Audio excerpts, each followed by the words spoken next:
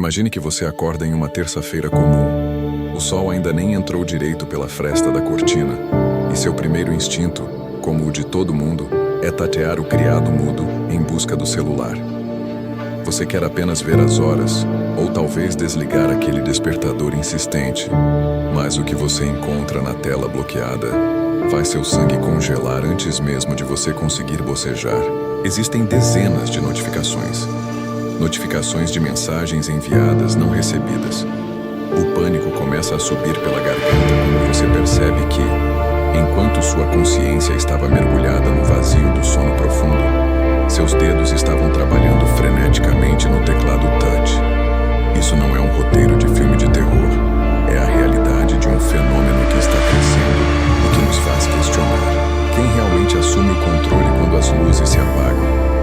A história que eu vou te contar hoje aconteceu com um cara que, por questão de privacidade, vamos chamar de Marcos. O Marcos nunca foi sonâmbulo, ou pelo menos ele achava que não.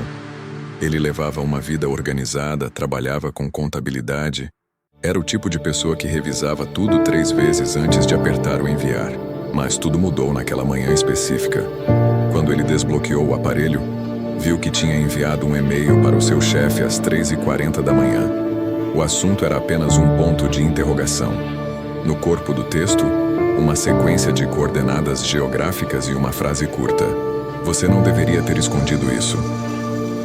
O Marcos sentiu um suor frio descer pela nuca. Ele nunca tinha visto aquelas coordenadas na vida e não tinha ideia do que o chefe dele estaria escondendo. Mas não parava por aí. No WhatsApp, ele tinha enviado mensagens para pessoas com quem não falava há anos. Não eram textos desconexos como alguém que digita bêbado. Eram frases estruturadas revelando segredos que ele jurava que só existiam no fundo do seu subconsciente. Ele pediu desculpas por algo que fez na 5ª série, confessou uma inveja boba para um primo e, o mais bizarro de tudo, mandou uma foto de um campo escuro do seu próprio sótão para um número desconhecido que nem sequer estava na sua agenda. A sensação de violação é indescritível porque o invasor não é um hacker, é você mesmo. O seu eu do sono parece ter uma agenda própria, uma personalidade sem filtros, sem travas sociais e, aparentemente, com acesso a informações que você esqueceu que sabia.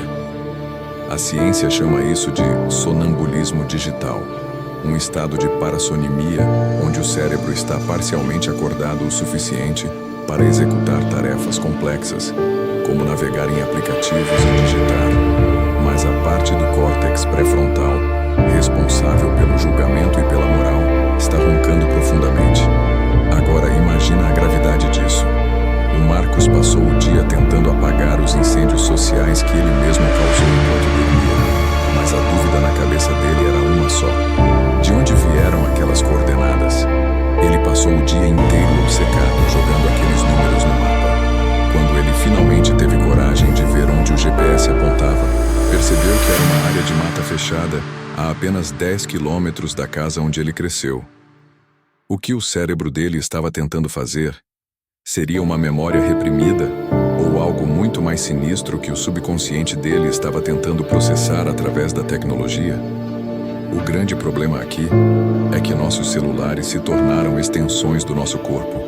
Eles estão sempre ao alcance da mão, carregados de biometria que às vezes aceita a digital de um dedo relaxado durante o sono. Nós guardamos nossa vida inteira nessas caixinhas de vidro e metal, e a ideia de que essa porta pode ser aberta pela nossa própria versão adormecida é aterrorizante. O Marcos decidiu colocar uma câmera no quarto na noite seguinte com medo do que mais ele poderia fazer. Ele achou que veria a si mesmo apenas mexendo no telefone, mas o que ele gravou foi muito pior. No vídeo, ele não parecia estar dormindo de verdade. Ele estava sentado na cama, com os olhos bem abertos, mas sem brilho nenhum, como se fossem 2 bolas de gude foscas. Ele digitava com uma velocidade sobre-humana, rindo de vez em quando, um riso seco que não parecia dele. Em certo momento ele para, olha diretamente para a câmera, aponta o celular para o próprio rosto como se estivesse fazendo um reconhecimento facial e volta a digitar. O vídeo corta quando ele simplesmente deita de novo, como se um interruptor tivesse sido desligado. Naquela manhã, o celular dele estava limpo.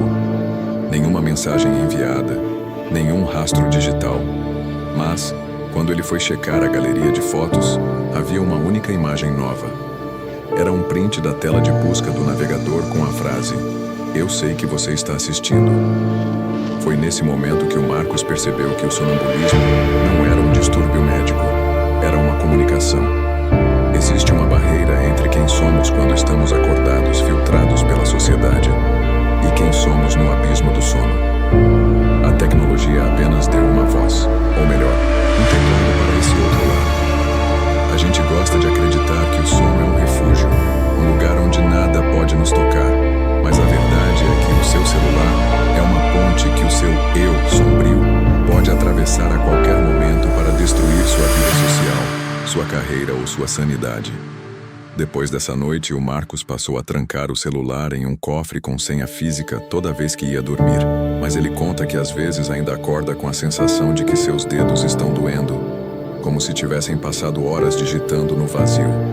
E o pior, ele ainda recebe notificações de respostas para mensagens que ele não se lembra de ter mandado, de pessoas que ele nem sabe quem são, mas que parecem conhecê-lo muito bem. Isso nos faz pensar: quanto de nós mesmos nós realmente conhecemos? Se o seu celular pudesse falar pelo seu subconsciente agora mesmo, o que ele diria para as pessoas ao seu redor? Quais segredos você está guardando tão bem que até você mesmo esqueceu, mas que a sua mão direita está louca para digitar na primeira oportunidade? O caso do Marcos não é único. Relatos de pessoas que compram coisas absurdas na internet, terminam relacionamentos ou até confessam crimes enquanto dormem, estão se tornando cada vez mais comuns nos fóruns de tecnologia e medicina. Vivemos em uma era onde a privacidade não existe nem dentro da nossa própria mente. Se você costuma dormir com o celular do lado da cama, talvez seja a hora de repensar esse hábito. O que parece ser apenas uma conveniência pode ser a ferramenta que o seu pior inimigo, que vive dentro de você, precisa para se manifestar. Não é sobre hackers externos. É sobre o que acontece quando a luz azul ilumina o rosto de alguém que deveria estar descansando, mas que resolveu usar a conexão Wi-Fi para desenterrar o que deveria ficar enterrado. O sono deveria ser o fim do dia, mas para o seu cérebro digital, pode ser apenas o começo de um turno de trabalho muito perigoso.